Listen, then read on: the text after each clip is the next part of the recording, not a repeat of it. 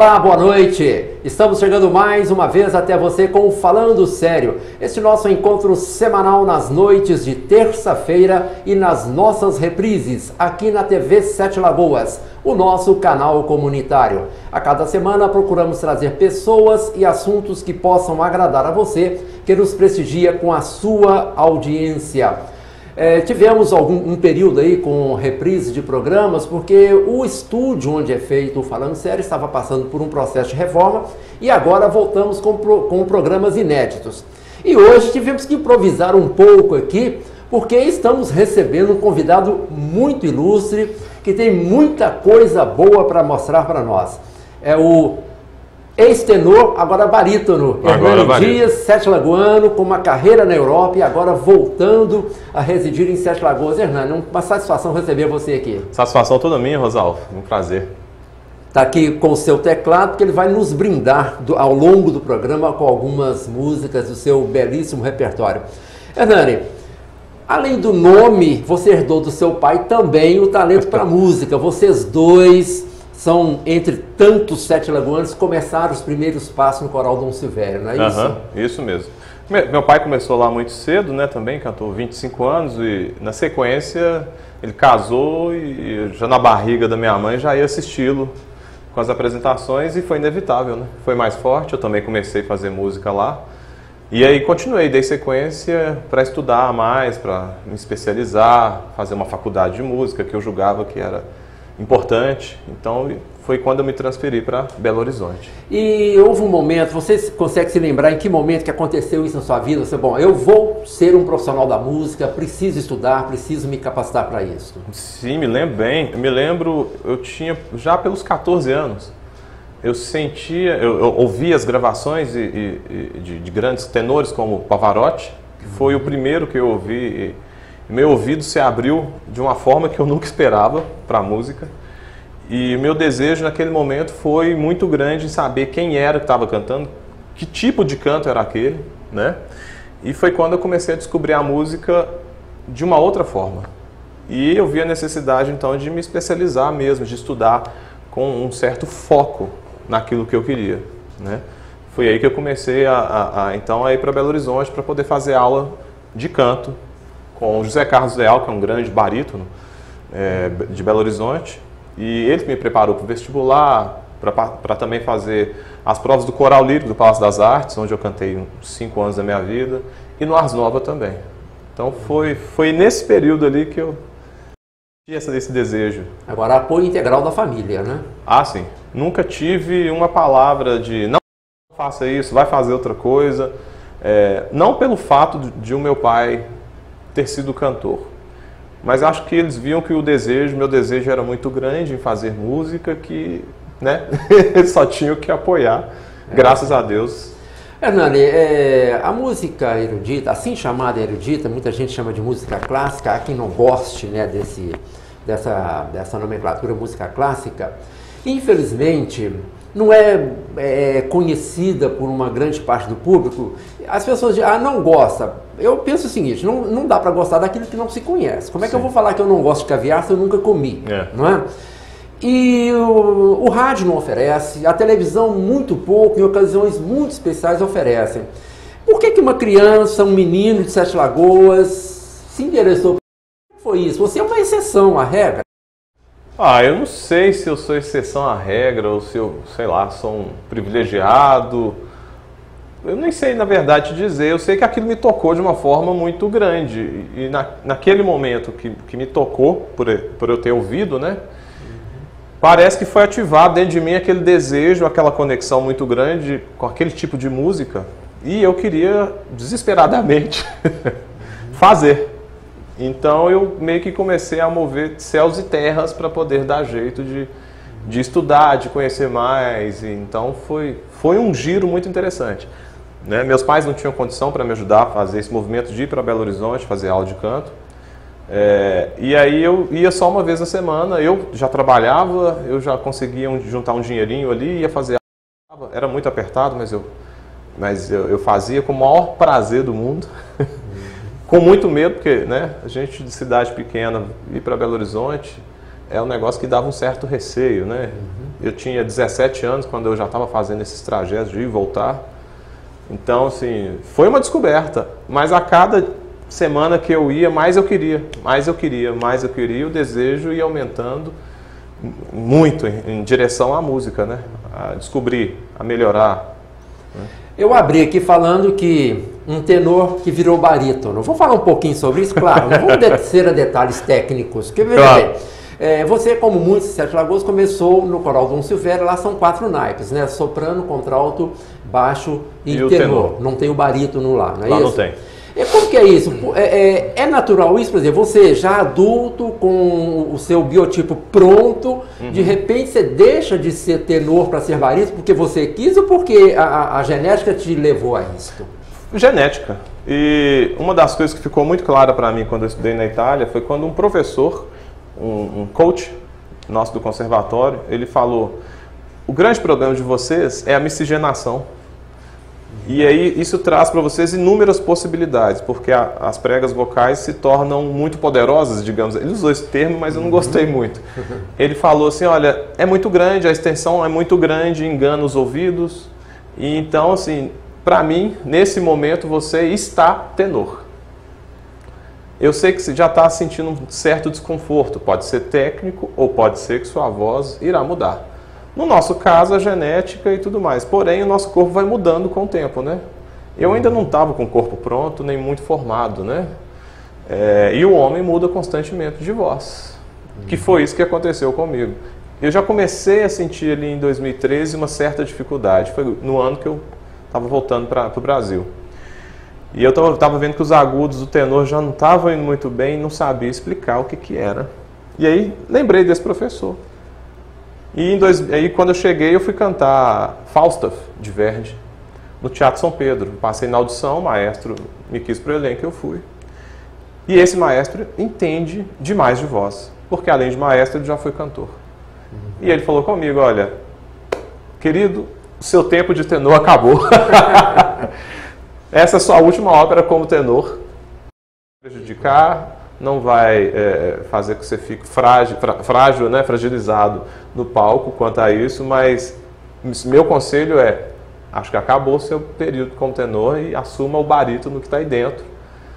Então, naquele período, no meio da temporada de ópera em São Paulo, eu já comecei a fazer aula como barítono, para readequar a voz e o repertório. E realmente foi, assim... Foi uma luva, caiu como uma luva para mim. Você se sente melhor hoje? Muito melhor, muito mais confortável. Porque mais confortável para cantar? Muito mais, porque agora eu canto realmente com o potencial que eu tenho vocal. Sem precisar fazer esforço praticamente nenhum. Haja diafragma, né? Sim. Diafragma tem que trabalhar muito, né? Mas cantar dentro da sua possibilidade vocal se torna muito prazeroso, né? Sim. E como tenor, eu sempre cantei com algo assim meio... Ai, meu Deus, tá vindo o agudo. Tá vindo. Havia esses momentos de insegurança? Sim, havia. Em alguns períodos, eu lembro que nos últimos concertos que eu fiz na Itália, eu tinha algum receio de subir para o agudo. Ele saía, mas não saía com aquela... Como se fosse aquele momento de pode vir o agudo, vai sair com tudo. Não, ele vinha com um certo receio. De trincar cristal. Trincar cristal. Se bem que exatamente. Mas, olha, já que você citou Itália aí mais de uma vez, eu falei aqui também, você teve uma temporada europeia, né? Você ficou quanto tempo lá? 2009 a 2013. Foi quando eu entrei no conservatório Antônio Buzzola, da cidade de Adria. Morei um ano em Verona e de lá eu me transferi para fazer o conservatório. Aí tive a oportunidade de cantar ópera em Veneza, no Teatro Malibran. Eu fui para a Espanha, cantei na Espanha, cantei na Catedral de Munique, na Alemanha, cantei na Suécia. Então foi bem interessante, foi uma vivência muito interessante, não só do conservatório, mas também como cantor. Eu cantei muitos concertos pela Itália, principalmente na região do Vêneto, que era a região que eu morava. Tive a oportunidade de cantar durante 3 anos no projeto Bach, que é Johann Sebastian Bach, né? Um projeto que já existia há 10 anos e que leva músicos muito famosos, aqueles que acompanham a Cecilia Bartoli, que é uma grande soprano, Il Giardino Armonico, que é um grande grupo que representa principalmente Vivaldi, e alguns desses músicos participam desse projeto, e eu me vi ali inserido como cantor, solista, participando desse projeto durante 3 anos. Foi assim, uma sorte, uma bênção que eu não consegui explicar. E foi uma vivência maravilhosa isso para mim. Eu aprendi demais, no meio de profissionais de um nível... E a Itália é tida como berço da ópera, né? Por isso que eu queria ir para lá. Eu já era apaixonado com a ópera e eu via os grandes tenores italianos, Beniamino Gigli, Di Stefano e o Pavarotti, né? E aquilo me suscitou aquele desejo, eu tenho que ir para lá, a melhor técnica, é o melhor repertório, eu quero ir para lá, e acabei parando lá mesmo. E há ambientes que convidam também, né? Sim, há ambientes que me convidam demais, por demais. Né? Então, foi um privilégio mesmo, assim, ter estado ali. Bom, o Hernani chegou assim, ó, ele trouxe aqui um pequeno repertório aqui para mostrar. Eu disse, ó, o que você quer? Gente, que responsabilidade! Puxa vida, escolher alguma coisa. E a primeira que me veio à mente foi Nessun Dorma. E ele, muito gentilmente, falou que infelizmente Nessun Dorma era do tenor Hernani, né? Não é mais do barítono. Não é mais do barítono. A área Nessun Dorma vem da ópera Turandot, né? E quem canta essa área em específico é um tenor, né? No caso, o personagem Calaf. Né? E como eu já não sou mais tenor, eu teria que readequá-la, mas isso aí fica com o próximo. Eu readequo para o barítono. Você fica me devendo essa. Aí eu trago o Richard para tocar. Tá ótimo, beleza. Mas a gente faz outra coisa. Vamos começar uma pequena amostra, se é que alguém não conhece ainda, né, o potencial. Tá morando de novo em Sete Lagoas, né? Estou morando de novo em Sete Lagoas, trabalhando bastante. Que bom. Nós vamos falar sobre isso. Nós vamos falar sobre isso. Vamos fazer o seguinte, então vamos começar como aí. Infelizmente, a música perdeu esse ano Leonard Cohen. Que aqui, eu costumo dizer, na falta de encontrar palavras para determinar certas pessoas na sua respectiva área de atuação, eu costumo dizer o seguinte: se não existisse, teria que ser inventado. Justamente. Leonard Cohen é um desses para mim, na minha modesta opinião, de amante da música. Então vamos começar com Aleluia, por que não? Vamos lá, vamos. Em homenagem a ele? Homenagem a Leonard Cohen. Fica aqui a nossa grande homenagem a Leonard Cohen. Hernani Dias com Aleluia.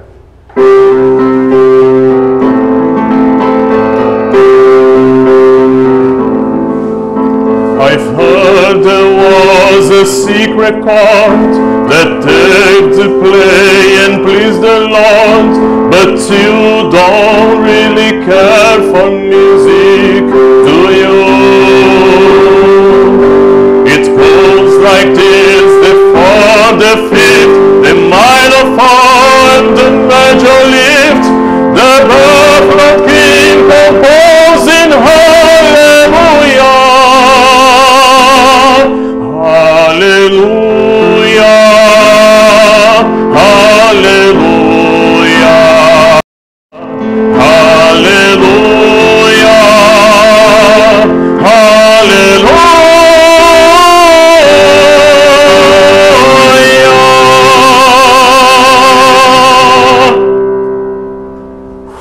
Ufa! Vontade de aplaudir de pé.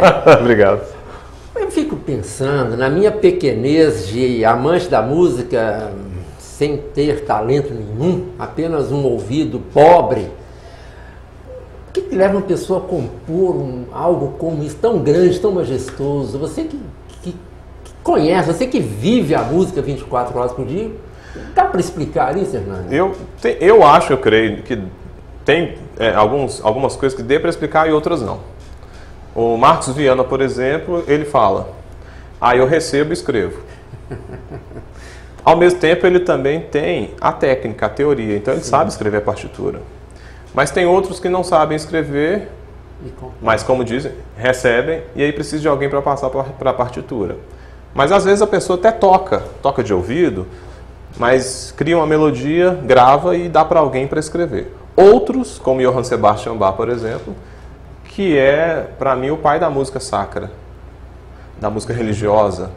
Ele compunha com uma técnica absurda, né? É uma teoria soberba, de outro planeta, né? Para escrever para 12 vozes mais uma orquestra. Era um extraterrestre. Um extraterrestre aquilo. E às vezes num período de tempo, espaço de tempo muito curto, porque ele compunha para apresentar na igreja. Era o trabalho dele, ele era mestre de capela. Então às vezes ele compunha uma cantata em 4 dias. Mas uma cantata com 2 corais, orquestra e solistas, compõe em 4 dias para ser apresentado no 5º. Era o prazo que às vezes davam para ele. Então, você imagina, né? Então, eu acho que passa por vários caminhos essa questão da composição, né? Aí tem muita intuição, tem muita técnica, tem muita teoria, tem gente que não tem, né? Realmente, para mim, continua sendo um mistério. Existe uma frase que é atribuída a Michelangelo Buonarroti, eu não sei se é verdade, a respeito do Davi. Que, a questão é a seguinte, o mármore estava lá, eu só tirei o excesso, o Davi já estava lá. Eu não sei se ele realmente falou isto, mas, quer dizer, é um outro jeito de ver a obra pronta, né? Agora, vai fazer? Vai fazer. A gente vai demorar quanto tempo para chegar a fazer um dedo daquilo, né? Pois é, então realmente... Eu acho que existem pessoas que, Papai do Céu, chega e aponta só, você é o cara. Na música, na matemática, na física, seja lá em que for. Sim. Ele aponta o dedo só, escolhe. Você é o cara, você vai lá fazer isso. Eu também acredito nisso. E eu acho também que a pessoa tem o dever de cultivar isso, melhorar, aprimorar, para devolver alguma coisa, não é? Justamente. Ainda que você tem isso como profissão, tá? Você vai fazer isso como profissão, vai ganhar dinheiro, sim. Mas devolva um pouco disso que você ganhou, você não precisou investir nisso, você nasceu com isso, né? Justamente. Tem um grande educador musical que se chama Suzuki, japonês, e ele fala que o talento é inato. Que você pode não nascer com ele, mas você pode ser adquirido. Como? Disciplina, estudar, repetir muito, fazer muito. E eu acredito muito nisso porque eu tenho alunos assim, que chegam para mim... Muita técnica, Muita técnica. E mais técnica do que talento. Sim, com certeza. Que é a questão de você dar o caminho, mostrar as ferramentas para o aluno e ele se desenvolver nesse caminho. Mas ele tem que aprender que tem que ter uma disciplina. Tem que cantar todo dia, tem que fazer o vocalismo todo dia, tem que pegar o repertório todo santo dia. E isso faz com que ele tenha um desenvolvimento e consiga chegar em resultados muito positivos. Gente que chega para mim às vezes nas aulas de canto, eu estou desenganado de 3 professores, não vou conseguir cantar. Não que eu seja o melhor, não é isso. Sim. Mas eu consigo, na maioria das vezes, entrar naquele universo do aluno e da ferramenta. Eu, na minha carreira de professor também, vivenciei isso, como professor de matemática, de alunos que tinham dificuldade para aprender e comigo continuaram. Não que eu fosse melhor do que os anteriores, mas talvez eu tivesse uma didática diferente que se encaixava na forma de ele perceber, receber aquilo, né? Eu acho que é importante partir do professor a boa vontade de entrar naquele universo do aluno, na dificuldade dele e mostrar que tem um caminho. Cada um tem sua forma diferente de receber, né? Justamente. Hernani, dom e talento é a mesma coisa? Eu penso que sim. Eu penso que sim. O dom é algo que te foi dado, né? Às vezes as pessoas falam assim... A origem da palavra? As pessoas às vezes falam assim, mas não me foi dado isso, mas eu gosto. Olha, se você gosta, quer dizer que foi dado. Pelo menos uma porta foi aberta. Está aberto, você já tem esse gosto aí dentro. Então, por que não agora fazer com que o talento venha para fora? Então já tem uma porta aberta. Eu acho que às vezes falta um pouco disso. E hoje em dia a música, como está muito difundida, né? E hoje a gente encontra meios de estudar e ter o conhecimento. Está no celular, né? Sem dúvida. Inclusive você falou do seu início aí, eu estava aqui pensando. Um garoto de 14 anos hoje tem muito mais possibilidades de entrar nesse universo do que você teve há não sei quantos anos, porque você pode buscar um clipe na internet, por exemplo, ver, tem uma música, eu vou lá buscar e acha na hora, num clique, no celular, no computador, seja onde for. Você não teve essa facilidade, né, para construir a sua cultura musical. Não tive. O que eu tive foi um vinil que colocaram e era a Aida que estava tocando com o Pavarotti. e o Pavarotti cantando Nessun Dorma. E eu não conhecia a ópera, não conhecia Pavarotti, mas ele começou a cantar e eu já tive aquelas sensações que quando você tem, né, quando algo realmente te toca, de ficar arrepiando e ficar emocionado e congelado. Eu fiquei assim naquele momento, eu lembro disso como se fosse hoje, né? Mas eu não tinha, só tinha o vinil. E depois de anos vem a fita cassete com aquela ópera, com o cantor, e aí sim você, sabe, você tem a visão daquilo e fala, é isso, é isso.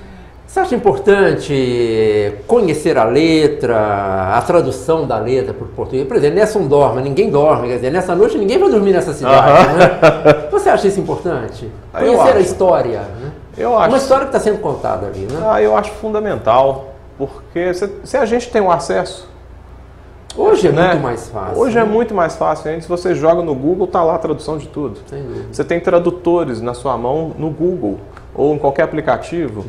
E não é só por traduzir, mas também porque aquilo vai enriquecer mais ainda a quem está fazendo a música, cantando ou tocando. É legal conhecer a tradução, a história da obra, Isso. a história de vida do compositor.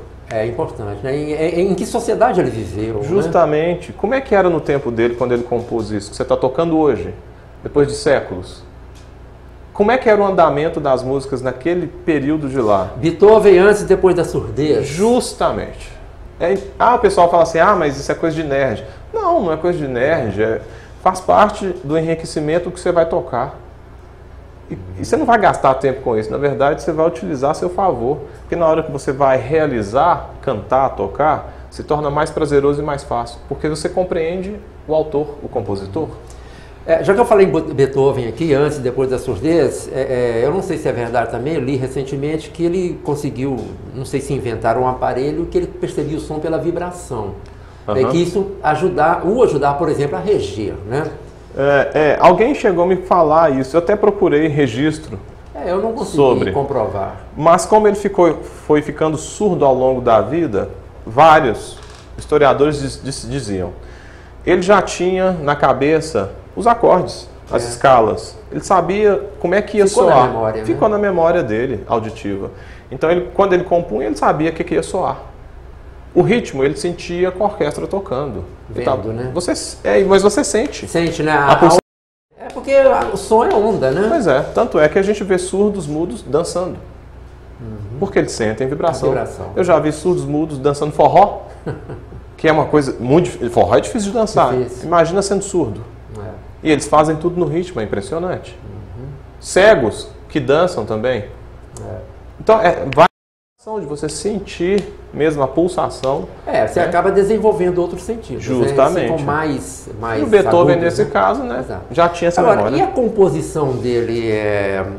Por exemplo, a nona, ele já estava surdo. Reflete aquele momento dele? Você vê dessa forma? Reflete, acho que reflete o momento que ele vivia, não só por estar surdo. Ele sempre foi muito atormentado, né? Muito, uma vida muito atormentada. Mas também refletia, porque ele compôs tudo numa tonalidade que era muito aguda para nós cantores, que era de Ré maior. Isso é muito agudo. Isso é muito, muito agudo. No final do quarto ato, que vem a ode, né? Da nona sinfonia. Aquela é o clímax. É o clímax, mas para chegar naquele coro final, o coral já cantou tanto que já está meio cansado. Porque ele colocou tudo mais agudo. Alguns dizem que era para ver se ele ia conseguir ouvir. Era o desejo dele ainda de conseguir. Ele queria chegar num ponto que ele conseguisse. Que ele conseguisse ouvir.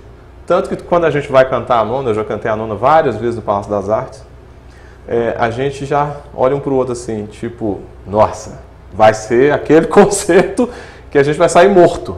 A orquestra toca 3 atos sozinha. Aí no quarto ato nós entramos para cantar a ode, né? Da nona sinfonia, a ode de alegria. Só que é agudo demais. Quando acaba, tá todo mundo assim, bufando. Graças a Deus que conseguiu, né? Então além de parecia ser o desejo dele de escrever algo mais agudo, que soasse muito para ele tentar ouvir, mas ao mesmo tempo era um hino que ele queria que unisse as pessoas, né? Tanto que o texto diz isso, né? Que nós sejamos irmãos, né? Fraternos, convivamos bem. Agora, esse mesmo Beethoven fez uma sonata ao luar que é de uma suavidade uma maravilha. Absurda. Não consigo achar um de verbo para isso. É outra coisa também que a composição dessa sonata, acho que colocaram o dedo e falaram, compõe. É isso mesmo. Que todo mundo que ouve, às vezes nunca ouviu música desse tipo, se sensibiliza de uma forma absurda, né? Então, é talento, né? É dom. A gente fica, às vezes você está com tempo livre e começa a pensar bobagens, né? Será que é possível surgir outro compositor, que não vou falar outro Beethoven, outro Bach, outro Vivaldi, mas que pelo menos faça algo parecido, algo semelhante a isso que foi feito, ou fechou, aqui esse ciclo está encerrado, não tem mais. Eles são intocáveis. O que é isso? Eu sinceramente, eu tenho esperança que isso aconteça. Apesar de amá-los, de ouvir, sempre na minha casa eu estou ouvindo, principalmente Bach, e eu gosto muito de Mozart também. Beethoven eu ouço muito, Brahms também eu ouço demais. Mas eu tenho esperança de que isso ainda continue, que a gente continue tendo esses talentos vindo por aí. Porque essa escola não pode se perder. Sem dúvida. Que é um absurdo, né? Então, e tem legado, né? Sim, e é uma música eterna, né? É eterna. Tem as escolas de Viena, né, da Áustria, que tem toda a história desses grandes compositores, de Leipzig, onde que Bach viveu, que tentam manter isso. Então tem a escola de composição e também de instrumento e canto, né? Nós vamos fechar o primeiro bloco com música. Vamos lá. O que vai agora? Vamos fazer alguma coisa italiana? Vamos lá, né? Vamos lembrar dos seus 4 anos por lá? Vamos fazer algo do Bocelli? Vamos lá. Todo mundo conhece?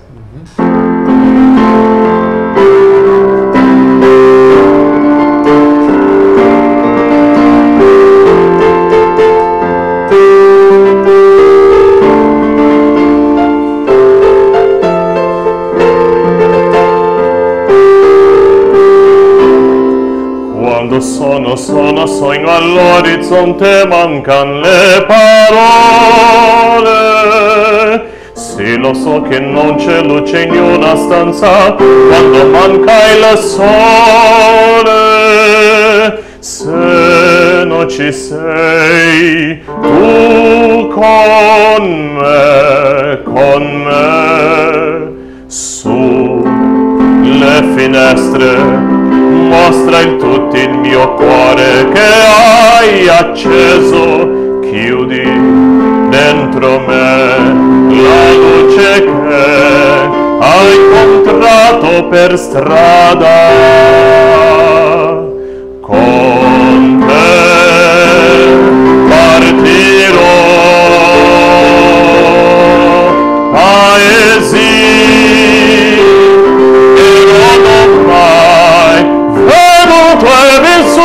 con te, adesso sì li vivrò con te, partirò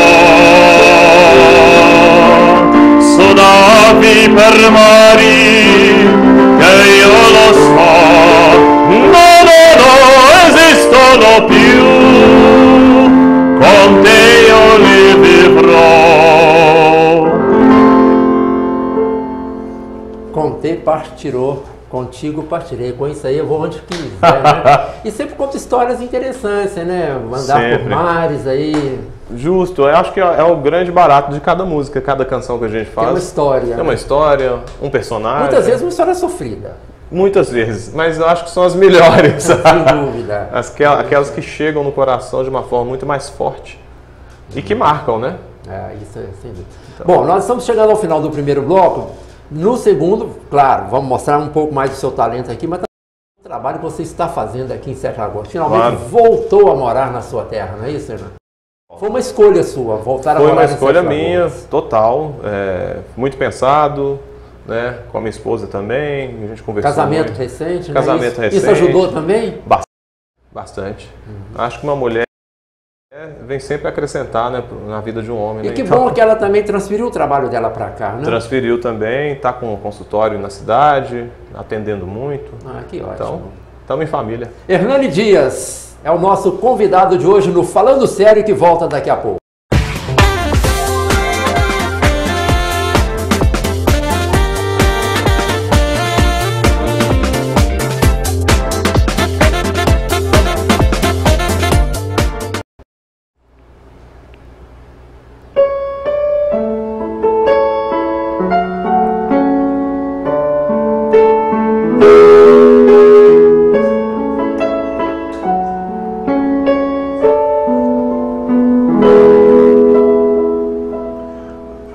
Perhaps love is like a resting place, a shelter from the storm. It is this to give you comfort, it is there to keep you warm. And in those times of trouble, when you are most alone, the memory of love will bring you home.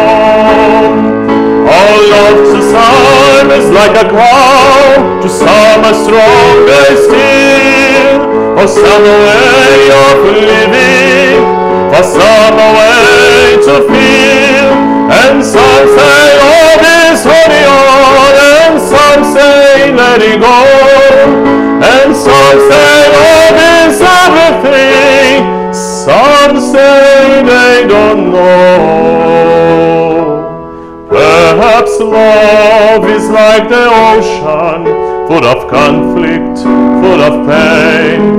Like a fire when it's cold outside, thunder when it rains. If I should live forever and all my dreams come true, my memory of love will be of you. Pois é, e ao som de Perhaps Love, John Denver, começamos esse segundo bloco do Falando Sério, que hoje tem a grata satisfação de receber Hernani Dias. Eu terminei o bloco falando, Hernani, que você resolveu voltar para a terra, né? Voltar para suas raízes. Ah, sim, decidi muito.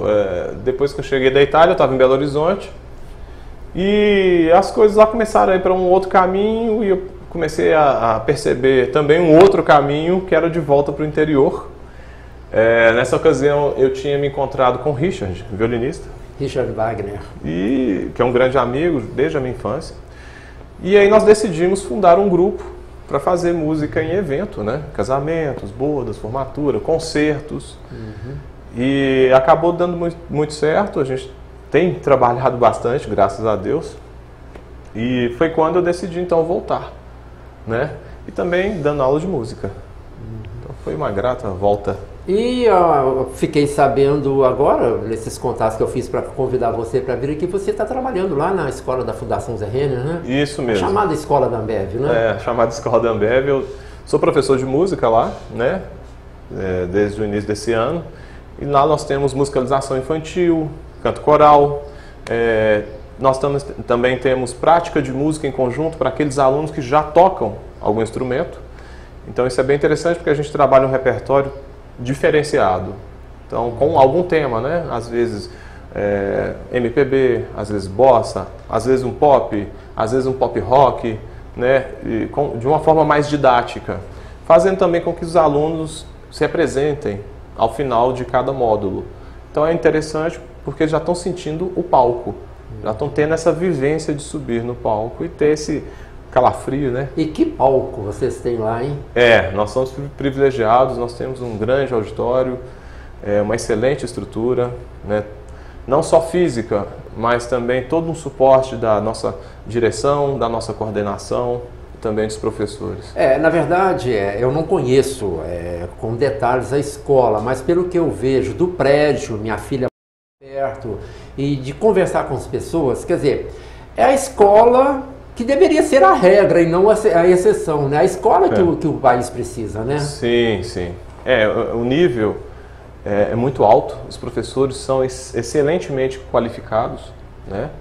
Nós temos uma organização que dá inveja a muitas escolas até de fora do país, né? Os resultados já são muito expressivos, isso é muito bom. E os alunos são privilegiados, porque além da grade curricular, digamos, normal, eles ainda têm artes e música, que são dois componentes que ajudam demais no desenvolvimento, né, da criança, do adolescente. Né, ainda complementa, que não siga uma carreira musical. Né? Ainda que não siga uma carreira musical, que também não é nem o objetivo, né, mas é complementar a educação dessas crianças, né? Mostrá-las que existe um outro lado além do que vai de televisão e rádio.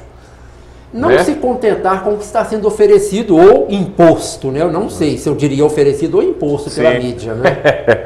Justamente isso. Então, é um privilégio para essas crianças e um privilégio meu também, que estou na área da educação musical e me sinto realmente um sortudo. É uma grande responsabilidade, né? Você trabalhar na educação musical dessas crianças é algo que é de muita responsabilidade, porque hoje em dia nos é oferecido, a gente sabe que não é, digamos, é muito questionável, né? A qualidade do que nos é oferecido hoje em dia pela mídia. Música, né? de consumo rápido, né? De consumo rápido, erotizado demais. E as pessoas ainda batem no peito e dizem que isso é que é bom, que é o do momento. Mas eu acho que a gente tem que ir para outros caminhos.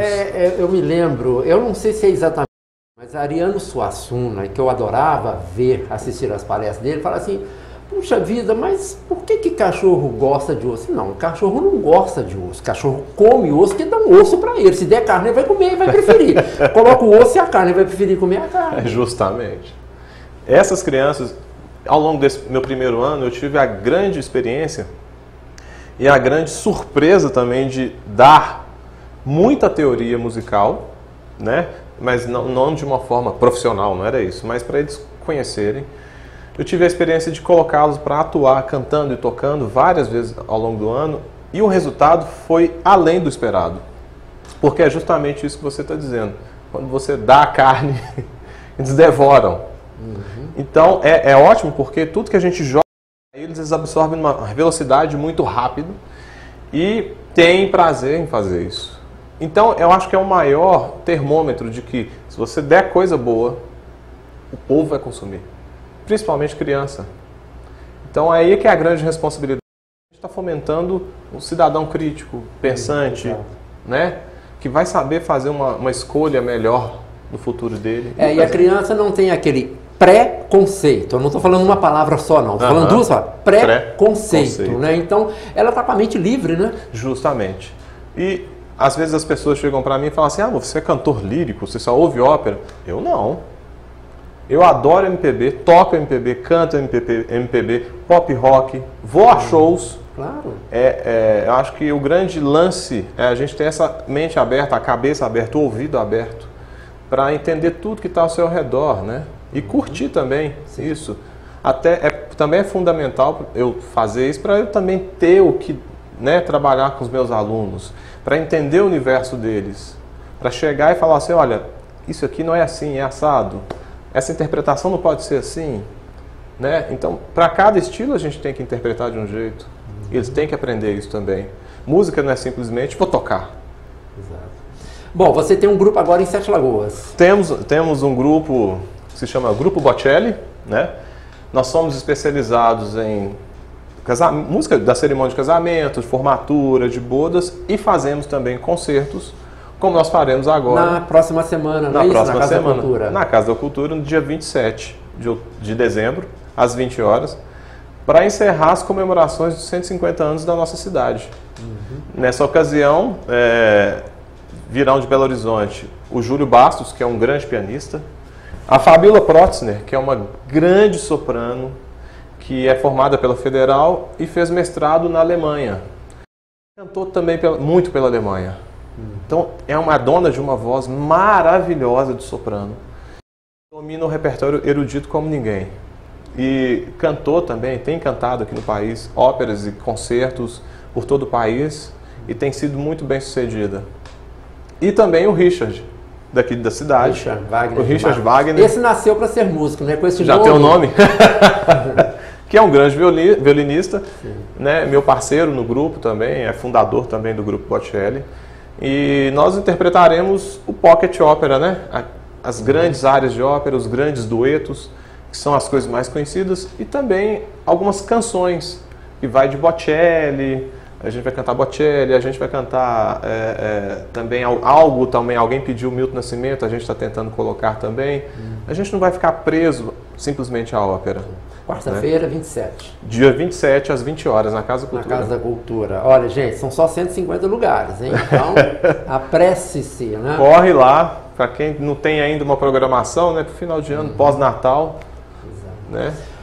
Hernani, uma coisa que eu estou vendo com muita satisfação, por exemplo, no dia 24 de novembro, Sete Lagoas teve aqui o show do Valença com a Orquestra Ouro Preto, um projeto chamado Valencianas, né? Você abre o YouTube e vê Paulinho Pedra Azul cantando com a orquestra. Eu tive a oportunidade de ver no Palácio das Artes a orquestra sinfônica com uma banda cover Beatles. Sim. Eu acho isso muito bom porque pega um público que já existe do cantor pop e leva para conhecer a música clássica, a música erudita. E a pessoa pensa, peraí, esse negócio é bom, eu posso gostar disso aqui. Justamente, eu acho que não tem mais aquela coisa de música clássica é não elitista. Tem mais gavetas, né? Não tem. Eu vou voltar até atrás. Isso me faz lembrar do Pavarotti, que quando fazia os grandes concertos dele para arrecadar fundos para países em guerra, por exemplo, ele levava grandes cantores da música pop e do rock para cantar com ele, com banda e orquestra no palco. Ele cantou com Bon Jovi, com Spice Girls, Mariah Carey, Bryan Adams, U2, né? A gente encontra isso no YouTube. Tudo então, é música. Tudo é música. Você vê que a gente consegue dialogar constantemente, né? Um cantor lírico com uma orquestra e também com uma banda cantando no palco. Ou seja, não tem limite, né? Eu acho que graças a Deus, essas questões hoje têm sido mais resolvidas, né? E o que eu falei, inclusive, quando eu fui entrevistar o Alceu Valença, nós falamos exatamente sobre isso. Havia muitas pessoas que foram lá ver Alceu Valença, mas viram a orquestra. Houve um momento só da orquestra no palco, sem o Alceu Valença, quer dizer, um repertório de orquestra. De orquestra. E o público gostou e aplaudiu e pediu bis. Justamente. É aí nesse momento que, como você falou, né, dá a carne para o povo. Exato. Agora, infelizmente, não toca em rádio, não toca em televisão, é a ditadura né, comercial, né? Comercial, né? Quer dizer, você tem que colocar um produto que seja mais vendável para o seu anunciante. Sim. O que é mais vendável hoje? Pois o que está sendo oferecido aí. Não estou aqui fazendo juízo de valor. Já falei mais de uma vez aqui que eu, por exemplo, se eu puder escolher, eu não ouço certos tipos de música. Claro. Nem sempre isso é possível. Eu tenho minhas preferências. Agora, tenho o maior respeito por quem goste. Agora, eu acho que deveria haver uma oferta maior. Abrir um pouco mais, né? Justamente. Essa escala. E como nós conversamos, né? A gente consegue dialogar com todo mundo da música. Claro. Então, por que não dar mais abertura ainda para esse pessoal, digamos assim, não só da orquestra, dos cantores líricos, mas para essa música que tem um outro quê, né? Existem quartetos de câmara, octetos, são coisas tão... Você tocar em ambientes pequenos, né? Uma coisa tão intimista. Justamente. Né? E eu acho que nós temos que fazer isso o quanto antes, porque nós vimos aí a Rádio Guarani foi extinta. Infelizmente. Que tinha ali o horário, né, clássico erudito, todo dia, meio-dia, na hora do almoço. Era uma delícia você almoçar, as pessoas me falavam isso, né? Almoçar ouvindo um pouco de música clássica. Eu ouvi muito. Você almoça até melhor. Claro. Mas hoje em dia não tem. Graças a Deus ela voltou em forma digital. Mas não é todo mundo que tem acesso ainda, né? Então eu acho que nós temos ainda que fazer um outro movimento ainda para dar mais oportunidade para essas pessoas ouvirem. E a gente tem que realmente bater o martelo. Porque houve época em que essa música tocava no rádio, tocava na televisão, havia programas de televisão. Justamente. Quando eu morava em Belo Horizonte, na minha juventude, quase todos os domingos eu estava no Palácio das Artes, espetáculos gratuitos, domingo no parque, música clássica, música erudita. Justamente. Era espetáculos abertos ao público. Ainda o Palácio das Artes tenta manter, né, essa programação, principalmente quando tem alguma ópera que está sendo ensaiada para ser feita a temporada de ópera, eles fazem ainda um concerto, né, no parque, fazem uma redução daquela ópera ou daquele concerto com a sinfônica e fazem essa apresentação para o público. Que eu acho, ao meu ver, que deveria ser feito mais vezes no mês. Claro. Não, e Sete Lagoas tem espaços para isso. Eu vejo, por exemplo, Parque Náutico. Nós temos. O Anfiteatro do Casarão.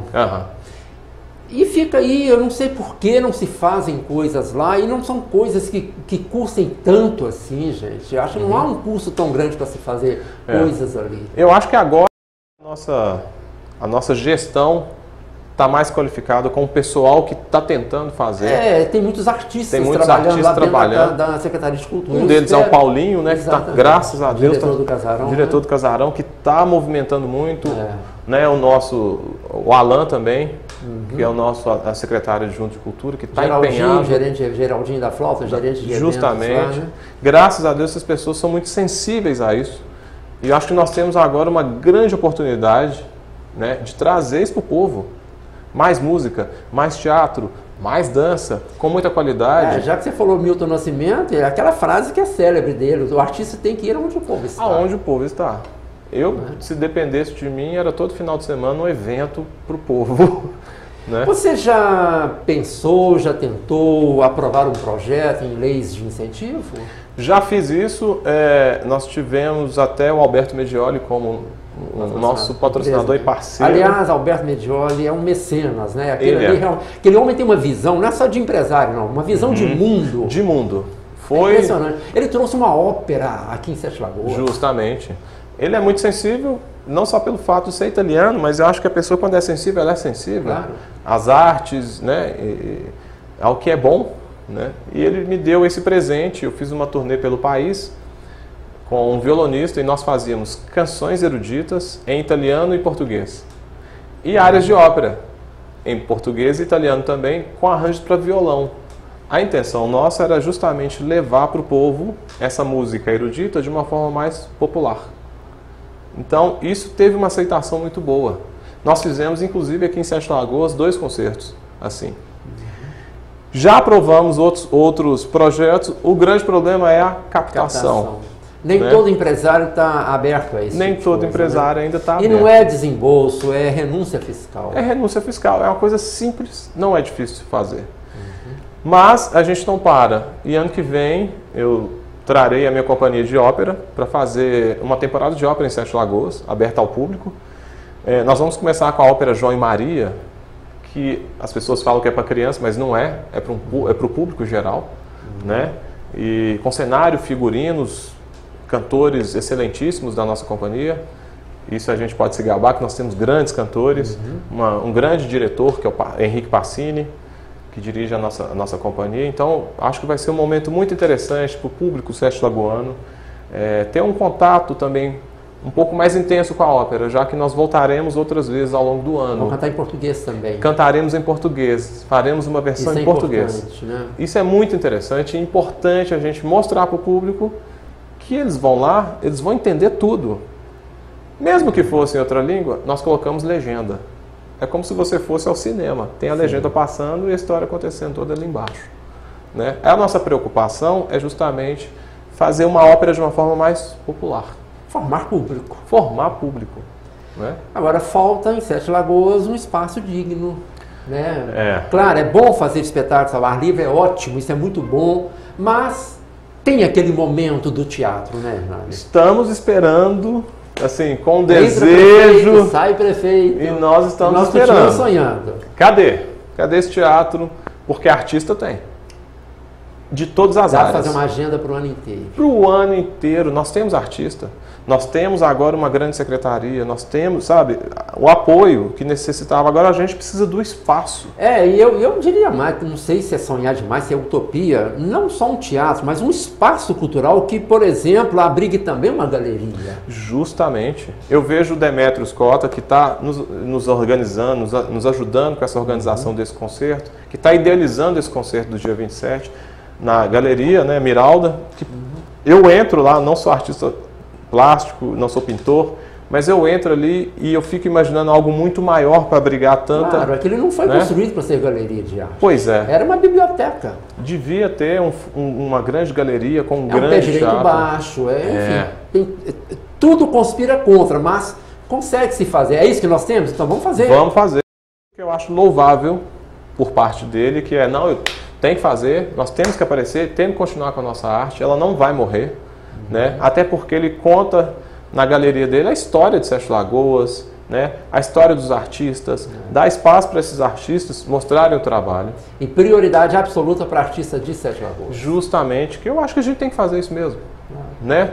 E eu acho que assim, esse teatro, quando sair, será muito bem usado. Eu penso que se eu parei de falar quando, passei a falar se, isso é muito triste, né? Aham. Se realmente for construído, quem construir vai entrar para a história de Sete Lagoas, vai inscrever definitivamente o seu nome na história de Sete Lagoas. Vai. Eu acho que falta muito ainda, por parte do nosso poder político, né, acreditar que a cultura gera emprego, gera renda, você socializa, você muda a sociedade.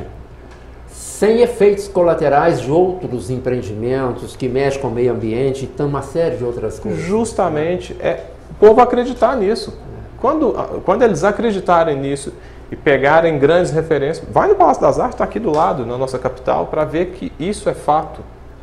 Né? E a pessoa que for construir isso, que não faça pensando na próxima eleição, mas nas próximas gerações. Nas próximas gerações, porque a utilidade vai ser eterna praticamente. Sim. E há cidades menores que Sete Lagoas que têm espaços dignos. Justamente, eu acho que está na hora de alguém que tenha realmente vontade, sabe, vontade e coragem para bater no peito e falar, vamos fazer esse teatro. E hoje a coisa está mais fácil. Você pode fazer parcerias público-privadas para isso? Justamente. Existe abertura para isso? A Orquestra Filarmônica de Minas Gerais fez isso. A parceria é estadual junto com a iniciativa privada. E o retorno para o povo é absurdo. Né? Eles têm, não é um teatro, eles têm um templo da música em Belo Horizonte, atrás do Hospital Mater Dei, que é algo maravilhoso. Eu falo para todo mundo, vai lá assistir. Ah, mas é muito caro, R$20. É mais barato que o cinema. Sem dúvida. Realmente, hoje R$20 Né? Para de ir para baladinha, vai assistir alguma coisa. Essa semana está em cartaz em Belo Horizonte, no CCBB, Centro Cultural Banco do Brasil. Tentei comprar ingresso, não consegui. Roberto Menescal. Quarta, quinta, sexta-feira, cada dia com 2 convidados. Quarta-feira, Dorival Caymmi e Wanda Sá. Tentei comprar ingresso, mas já está esgotado. R$20 inteira, R$10 meia. Gente, tá vendo? Isso é preço de matinê de cinema. Fato. Então, não é difícil. Tem público, gera renda. Melhora o nível nosso socioeconômico, mas cadê o poder político que tem coragem para meter a mão na massa? Tem artista, a gente está esperando. E a gente fica pensando, eu nem sei se eu poderia falar isso aqui, mas, por exemplo, nós temos aqui um cinema fechado, o Cine Rivela, há quantos anos? Deve ter uns 10 anos que aquilo ali está fechado. Será que aquilo ali não poderia ser reformado para ser um teatro? Você tem mais condição do que eu de responder essa pergunta. Pois é, eu me lembro de ter cantado no Rivelo umas 2 vezes quando era mais novo. Tem tudo. Tem acústica. Eu não sei qual estado dele nesse momento. O que demandaria fazer uma reforma ali, né? Por que não fazer uma reforma ali? Nisso, né? Tentar ver se seria possível o local onde ele está. É um ponto maravilhoso. O Teatro Rivelo, como foi feito o Cine Brasil em Belo Horizonte. Justamente. Cine Brasil Valorec. Pois é, eu acho que ia ser algo muito positivo para a cidade, porque a gente mantém um prédio histórico, que é histórico. Mantém aquela fachada. Valoriza um prédio, né? Valoriza a nossa história, leva os nossos artistas para dentro e o povo para dentro para assistir tudo. Eu estou cansado de ouvir as pessoas falarem assim, mas Sete Lagoas é um deserto cultural. Não é. Não é, de jeito nenhum. Não é. Tem artista, tem artistas fazendo também o movimento, sabe? A todo momento eu recebo no meu WhatsApp convite para show de dança, para teatro, sabe? Para música. E para todos os gostos. Para todos os gostos. Então eu acho que agora realmente nós precisamos, né, de alguém que tenha dignos, coragem para nos dar esse espaço. Aqui, o programa está aberto a quem queira vir aqui falar sobre isso, alguém da Secretaria de Cultura, da Administração Municipal, quem queira vir aqui falar, o espaço está aberto. Sinta-se convidado para vir aqui, primeiro dizer se é meta do governo, porque de repente não adianta você ficar falando. Primeiro dizer, é meta? É bom. Se é meta, é possível? Quais são os caminhos? Pois é, eu não estou lá dentro, mas eu creio que seja muito possível. Então vamos acreditar, vamos continuar. Eu continuo acreditando. Vou voltar a falar quando em vez de si? Vamos continuar acreditando, né? Hernani, infelizmente a gente está encerrando, mas você vai voltar aqui em janeiro com o Richard. Vamos voltar. E vai me pagar a dívida que você assumiu hoje. Vamos, vai ser pago. Um Dorman com arranjo para barítono Para e não tenor. E não tenor. Não, isso é possível. Então, nós vamos terminar com música, mas reforça o convite aí para quarta-feira, 27. Próxima semana. Dia 27, na Casa da Cultura, às 20 horas, o Grupo Bocelli vai fazer um grande concerto que para marcar as comemorações dos 150 anos, né, de Sete Lagoas. E nessa ocasião virá então a Fabíola Protzer, soprano, Júlio Bastos, pianista, o Richard Wagner, que é o nosso violinista, e eu também, que eu sou barítono, o Hernani, cantando com o grupo, e nós faremos várias áreas de ópera conhecidas, duetos maravilhosos e algumas canções também. Então nós vamos de Bocelli até Verdi. Oh, beleza. Então, quarta-feira, 27. Marquei sua agenda. Agora, não é só marcar na agenda, não. Corre para comprar seu ingresso, porque lá são só 150 lugares. Até 1 hora antes do concerto, você consegue comprar o ingresso. Então, vamos lá. Vamos terminar? Vamos lá.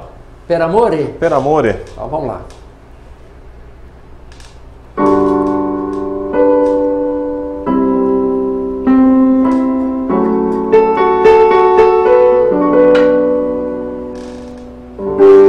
Io conosco la tua strada, ogni passo che farai, le tue ansie che se ti vuoti, sassi che allontanerai, senza mai pensare che, come roccia, io ritorno in te, come scena un attore, per amore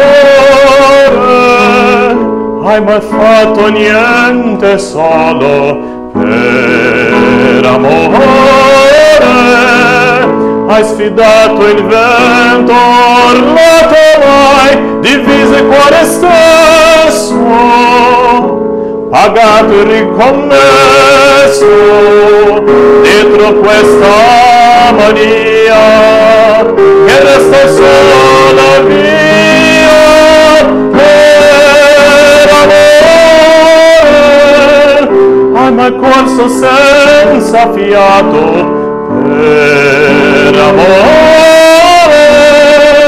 è cominciato e deve dirlo adesso quanto tu ci hai messo, quanto hai creduto in tutta questa bugia.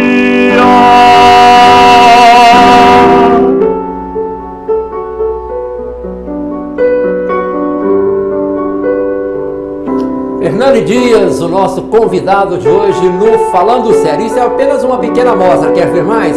Dia 27 de dezembro, 8 da noite, na Casa da Cultura. O Falando Sério de hoje fica por aqui. Temos um novo na próxima semana. Até lá.